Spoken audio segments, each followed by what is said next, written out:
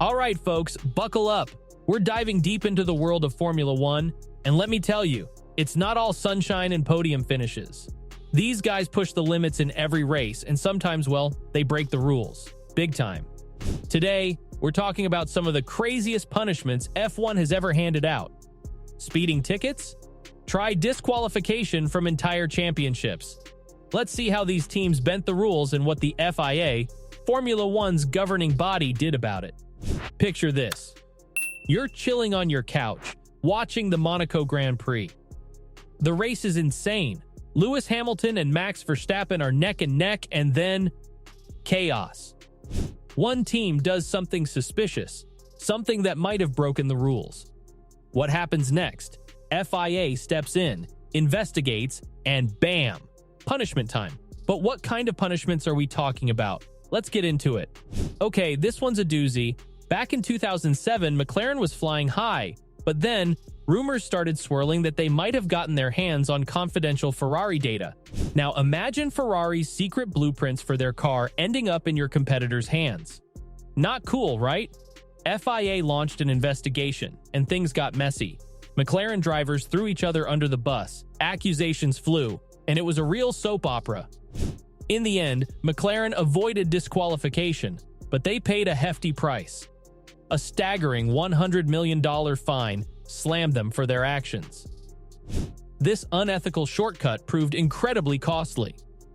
The scandal tarnished Formula One's reputation, shattering the illusion that even the most prestigious teams were above cheating. It served as a stark reminder that fair play is paramount in the sport. Remember those crazy 80s F1 cars? Well, Tyrrell, a team back then, was desperate for an edge. They came up with this idea of using a water tank with lead weights in it. Now, the idea was to add weight during the race, then remove it later to meet the minimum weight limit. Clever, right? Well, not exactly. FIA wasn't having any of it. The lead weights weren't secured properly. Some spilled on the pit lane, and let's just say it wasn't a good look. Tyrrell Racing Team faced a severe blow when they received a stern penalty from the Fédération Internationale de l'Automobile, FIA. The governing body of motorsport delivered a crushing verdict, disqualifying Tyrrell from the entirety of the current racing season. It was a stunning and unprecedented decision, effectively sidelining the team for the remainder of the year. This punishment sent shockwaves through the racing world, highlighting the uncompromising stance on safety regulations held by the FIA. The reason behind this punitive action stemmed from a violation related to the manipulation of car weight, a critical aspect of Formula One racing. Tyrrell was found to have infringed upon regulations governing weight limits, an infraction that carries significant implications for safety and fairness in competition. The FIA's decision to bar Tyrrell from further participation underscored the gravity of the offense and served as a stark reminder of the stringent standards upheld within the sport. The ramifications of Tyrrell's disqualification reverberated throughout the racing community, sparking discussions about the importance of adherence to regulations and the consequences of non-compliance. The FIA's unwavering commitment to upholding safety standards emerged as a central theme, emphasizing the organization's dedication to preserving the integrity and fairness of Formula One racing. Tyrrell's expulsion from the season served as a cautionary tale, signaling to teams and drivers alike that any attempt to circumvent regulations would be met with swift and severe repercussions. In the high-stakes world of motorsport, where split-second decisions can mean the difference between victory and defeat, the FIA's firm stance on safety resonated as a crucial reminder of the sport's paramount priorities. Michael Schumacher, the legend himself. But even legends make mistakes, and sometimes those mistakes are pretty wild. In 1997, Schumacher was in a championship battle with Jacques Villeneuve. Things got heated on the track, and Schumacher made a very questionable move. He deliberately rammed Villeneuve's car. Can you believe it? FIA wasn't going to let that slide. Schumacher wasn't disqualified from the whole championship, but they stripped him of his driver's title that year. Harsh? Maybe. But it sent a clear message. Dangerous driving won't be tolerated. Here's a punishment that left everyone scratching their heads. 2005 San Marino Grand Prix. Jenson Button scores a fantastic win for Bar Honda. But wait, there's a twist. After the race, it turned out Button's car was underweight. Now, Barr came up with some excuse about needing extra fuel, but FIA wasn't buying it. Button was disqualified. But here's the kicker. FIA then went after Barr for team orders. Remember, back then, it wasn't uncommon for teams to tell their drivers who to let win. In this case, Barr told Takuma Sato to slow down and let Button pass him for the win. FIA saw this as unsportsmanlike and slapped Barr with a fine. The whole thing left a bad taste in everyone's mouth. Alright, buckle up folks, because Crashgate, as it's become infamous, is a deep dive into the dark side of Formula One.